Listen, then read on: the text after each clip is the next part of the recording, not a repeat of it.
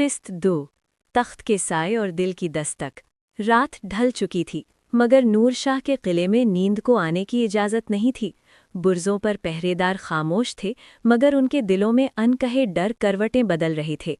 चिराग अब भी जल रहा था, मगर उसकी लौ पहले जैसी नहीं रही थी। अब उसमें बेचैनी थी, जैसे किसी ने सदियों पुरानी कसम जगा दी हो। राजा का शुभा। शाह अज़मत अपने खास कक्ष में अकेला बैठा था। सामने सोने का आईना था, मगर उसे उसमें अपना अक्स नहीं, सल्तनत का बिखरता हुआ ख्वाब नजर आ रहा था।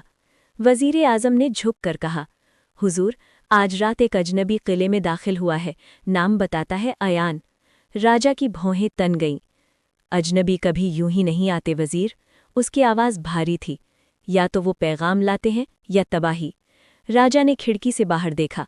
उसे अचानक अपनी बेटी का चेहरा याद आ गया, ज़ेरा, जिसकी आंखों में आजकल सवाल ज्यादा और बचपन कम था। राजकुमारी का दिल।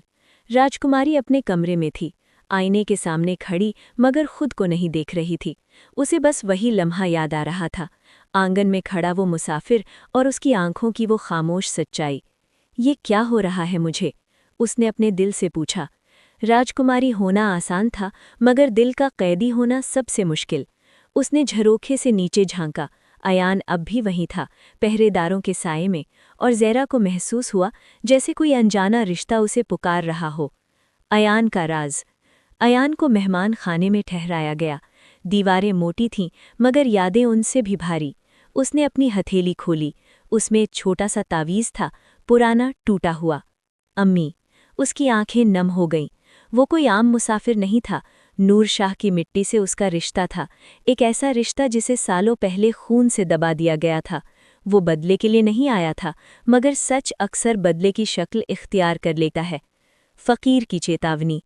किले के आंगन में वही बुजुर्ग फ़कीर बैठा था।